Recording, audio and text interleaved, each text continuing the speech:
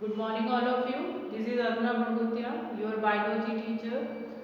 मैंने आपको जो वीडियो सेंड करी, मैं आपको बता देती हूँ। जो मैंने बुक की वीडियो आपको सेंड करी है, तो उसमें आपको आपके मोबाइल का ऑटो रोटेट जो है वो बंद करके ही देखना है।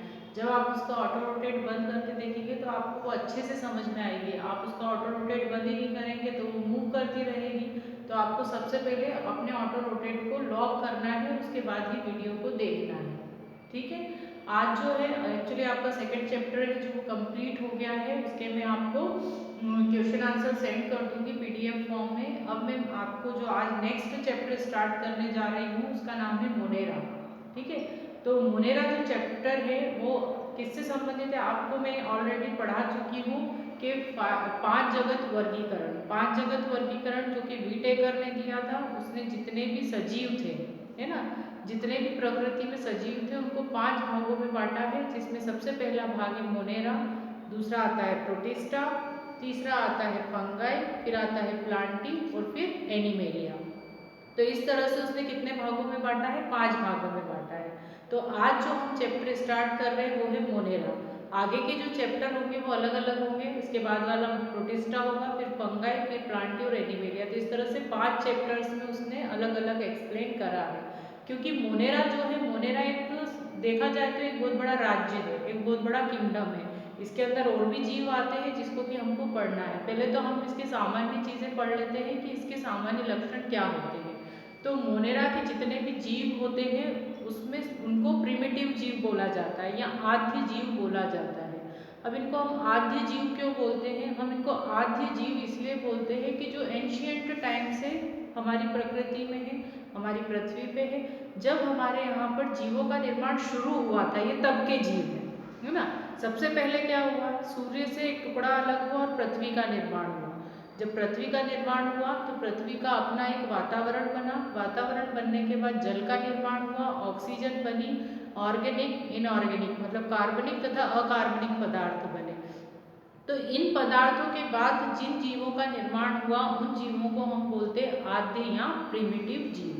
जनरली अगर देखा जाए तो मोनेरा के जो सदस्य वो सबसे प्राथमिक जीव हैं और उनका जिनसे निर्माण हुआ है उनको प्रिमिटिव जीव बोला जाता था या आद्य जीव बोला जाता था, जिन्हें प्रोजिनोस भी बोलते हैं। प्रोजिनोस जो है वो प्राथमिक जीव होते हैं जो कि किसी भी तरह के वातावरण में रह सकते हैं। उनको एक स्पेशल टाइप का वातावरण नहीं चाहिए होता है, वो किसी भी प्रकार के वातावरण में रह सकते हैं।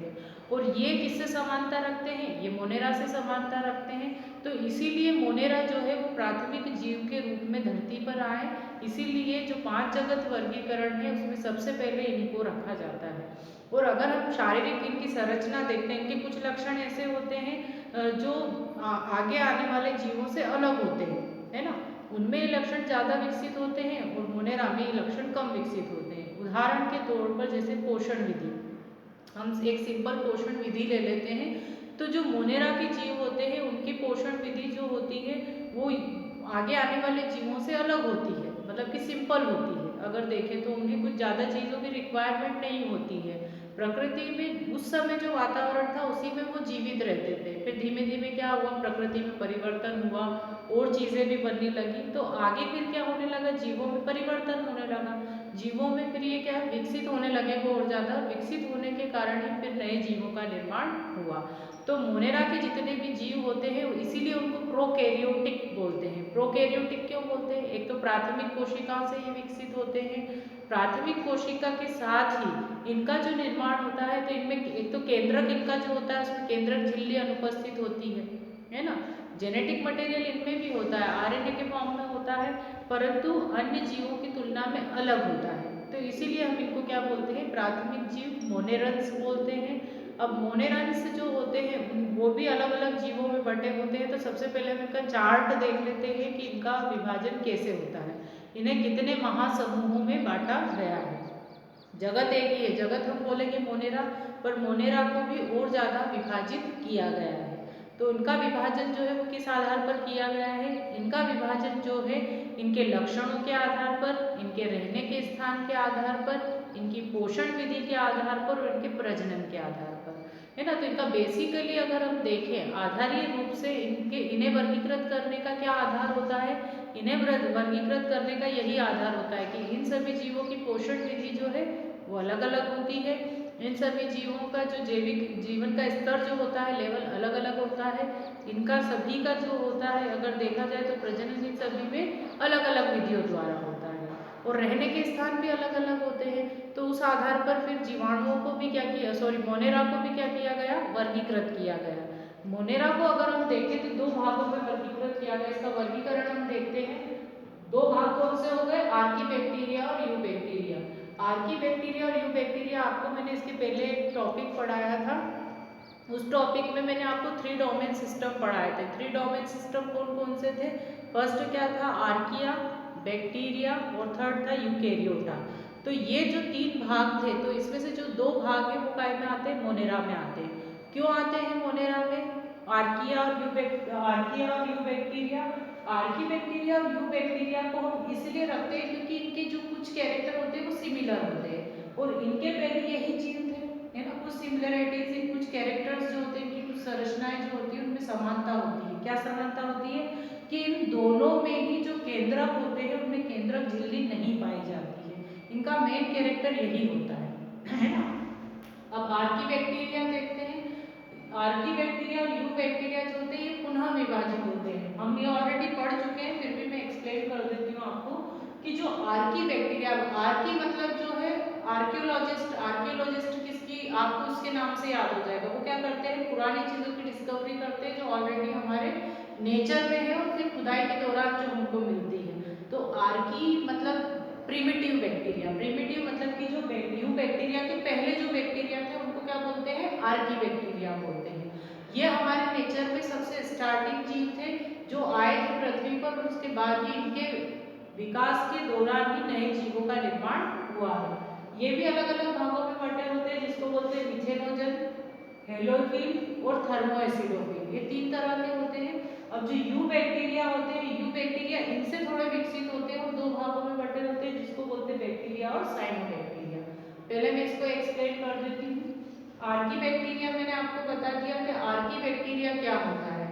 आर्की बैक्टीरिया ऐसे बैक्टीरिया होते हैं जो हमारे नेचर में पहले से है ना। ये बैक्टीरिया ऐसे होते हैं जो ऐसे विशेष स्थानों पर ही पाए जाते हैं। विशेष स्थान कैसे, जो कि लवण वाला जल हो, बहुत ज़्यादा गर्म स्थान हो, है ना, या फिर ऐसी जगह जहाँ पर मीथेन की सांद्रता अधिक हो। अब मीथेन की सांद्रता अधिक कहाँ होती है, मीथेन की सांद्रता दलदली क्षेत्रों में अधिक होती है। तो ऐसे स्थानों पर ये पाए जाते हैं। ये ऑक्सीजन का उपयोग नहीं करते। ऑक्सीजन का उपयोग ये विशेष परिस्थितियों में मतलब करते ही नहीं है एक तरह से देखा जाए तो। पुराने समय या पुरातन समय में पाए जाने वाले बैक्टीरिया को ही आर्की बैक्टीरिया कहते हैं, है ना। पोषण विधि में अलग होती है। ये पोषण जो है अलग अलग चीज़ों से प्राप्त करते हैं।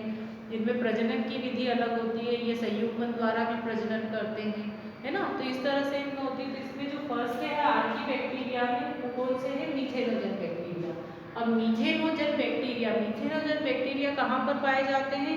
मिथेनोजन बैक्टीरिया नाम से ही स्पष्ट होता है कि ऐसे एरिया में पाए जाते हैं जहाँ पर मीथेन की सांद्रता अधिक होती है। ये क्या करते हैं, ये दलदली क्षेत्रों में होते हैं। जैसे दलदल आपने देखा होगा जहाँ पर कीचड़ की और पानी की अधिकता होती है, दोनों ही मिलकर क्या बना रहते हैं, पत्तियां भी उसमें घिरी रहती है, मलमूत्र भी उसमें रहता है जीवों का। तो ये सब चीज़ें मिलकर क्या बना लेती है, एक गाढ़ा पदार्थ बना लेती है जिसको हम बोलते हैं, जो कि दलदल का निर्माण करता है।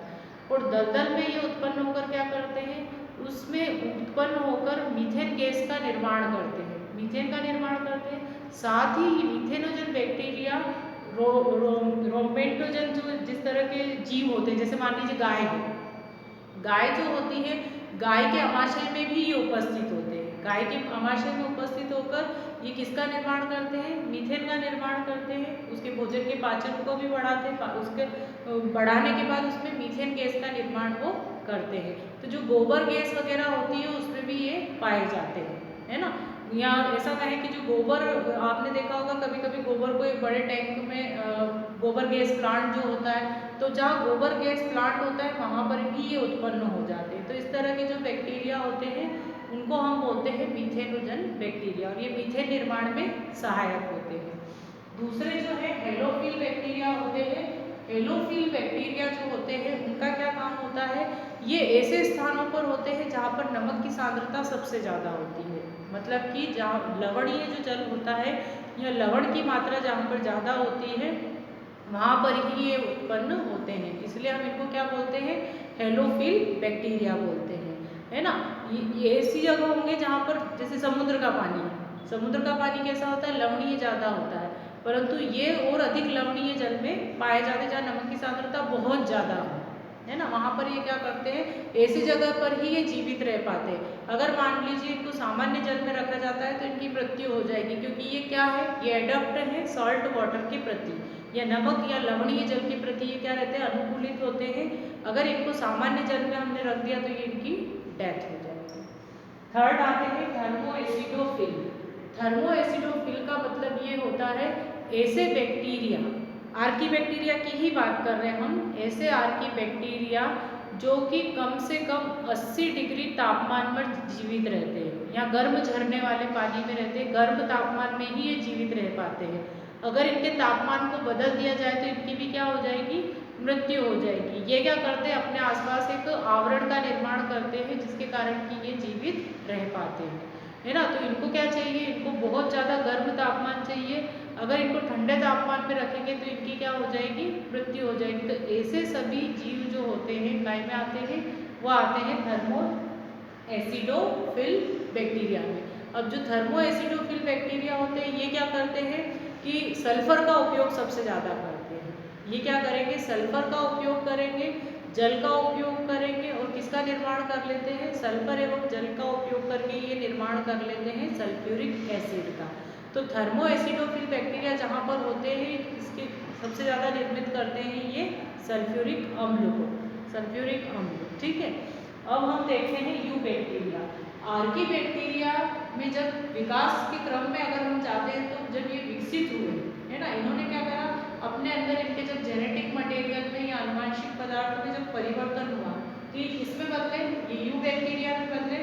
क्योंकि यू बैक्टीरिया जो होते हैं वो इनसे थोड़े ज़्यादा विकसित होते हैं, प्रॉपर विकसित तो नहीं बोल सकते हम क्योंकि आते मोनेरा में ही है ये भी प्रोकैरियोटिक, परंतु इनमें और इनमें कुछ पोषण विधि के आधार पर, प्रजनन के आधार पर, रहने के स्थान के आधार पर भिन्नता पाई जाती है, इसलिए इनको अलग भाग में बांट दिया है।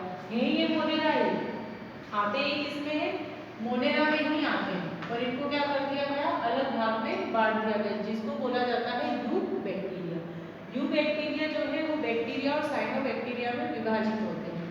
साइनोबैक्टीरिया का मतलब होता है जो नील हरित शैवाल है, जो नील हरित शैवाल होते हैं वो किसमें आते हैं, साइनोबैक्टीरिया में आते हैं। तो बैक्टीरिया जो है, बैक्टीरिया में क्या होता है, आपने देखा होगा जीवाणु। बैक्टीरिया को अगर हम सामान्यतः देखें तो जल, स्थल, वायु, मिट्टी, ये हर जगह होते हैं, मतलब कि ये सर्वव्यापी होते हैं। मैं कुछ जनरल कैरेक्टर आपको बता रही हूँ क्योंकि इसके बाद जो हमको टॉपिक स्टार्ट करना है वो बैक्टीरिया ही है। बैक्टीरिया को कंप्लीट हमको पढ़ना है, उसमें पोषण विधि भी पढ़नी है, उसके विशिष्ट लक्षण भी पढ़ने हैं, उसकी प्रजनन विधि भी पढ़नी है हमको, उनका रहने का स्थान भी हमको पढ़ना है, कैसे उनमें मल्टीप्लिकेशन कैसे होता है, वो नई जनरेशन को कैसे बनाते हैं। पर आज हम उसके सामान्य लक्षण देखेंगे।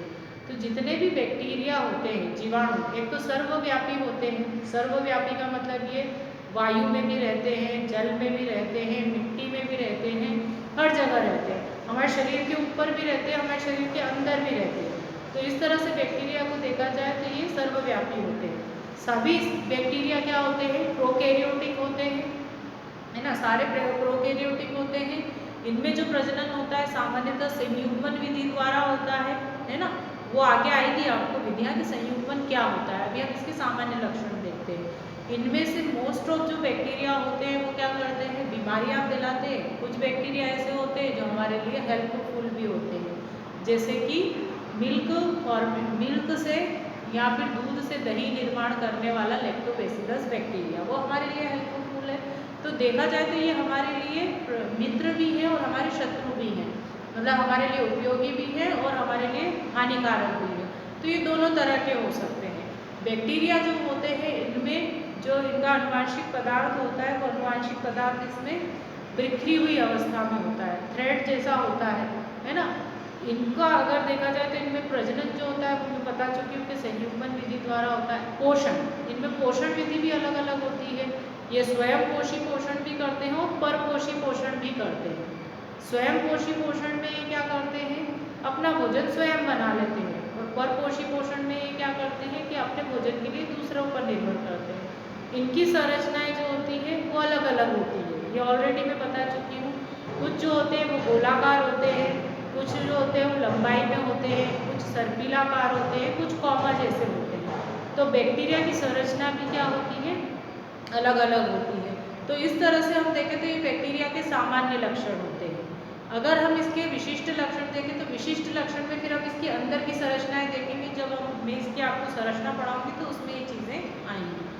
फिर आते हैं साइनोबैक्टीरिया। अभी हमने सिर्फ इसका क्लासिफिकेशन पढ़ा है कि इसको मोनेरा को कितने भागों में बांटा है।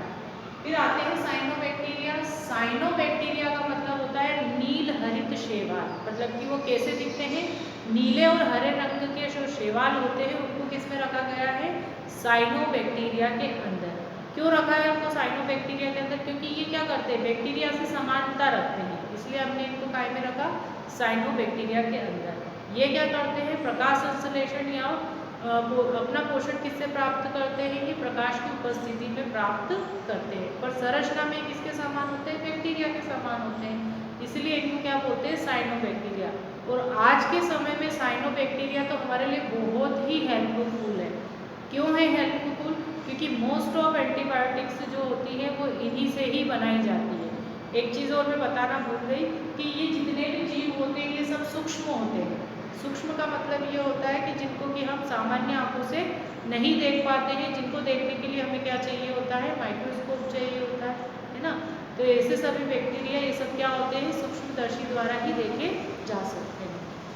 साइनोबैक्टीरिया, साइनोबैक्टीरिया जो है वो आज के समय में अगर देखें तो इसका उपयोग जो होता है वो खाद के रूप में भी किया जाता है। जो खाद होती है, जो खाद बनती है उसमें भी साइनोबैक्टीरिया का उपयोग किया जाता है, क्योंकि ये क्या करता है, ये न्यूट्रिशियस लेवल का होता है, इसमें न्यूट्रिएंट्स होते हैं बहुत सारे, और वो न्यूट्रिएंट क्या फूड सप्लीमेंट के फॉर्म में भी इसका उपयोग किया जाता है। बहुत सारी एंटीबायोटिक भी इससे बनाई जाती है। तो इसीलिए हम कहते हैं कि जीवाणु जो होते हैं वो हमारे मित्र भी होते हैं और हमें हानि भी पहुंचाते हैं। तो यहाँ पर मैंने इसका वर्गीकरण खत्म कर दिया है, वर्गीकरण आपको पूरा कर दिया है। एक बार फिर से बता देती हूँ ताकि अच्छे से आपको समझ में आ जाए। मोनेरा जो होते हैं वो दो भाग में डिवाइड होते हैं, जिसको आर्की बैक्टीरिया और यू बैक्टीरिया बोलते हैं। आर्की बैक्टीरिया 3 भागों में बटे होते हैं, जिसको मीथेनोजन, हेलोफिल और थर्मोएसिडोफिल बोलते हैं। और यू बैक्टीरिया 2 पार्ट में डिवाइड होते हैं, जिसको बैक्टीरिया और साइनोबैक्टीरिया कहते हैं। ये तीनों को एक्सप्लेन कर चुकी हूँ मैं। आर्की बैक्टीरिया क्या होते हैं, हमारा जो मोनेरा में मेन टॉपिक वो है, वो बैक्टीरिया है, जीवाणु, जिसको कि हमको समझना है। जीवाणु की पोषण विधि, प्रजनन विधि, ये सब चीज़ें मैं आपको नेक्स्ट वीडियो में सेंड करूँगी। ये चैप्टर हम स्टार्ट करेंगे अब जीवाणु, ठीक है। यहाँ पर ये टॉपिक कंप्लीट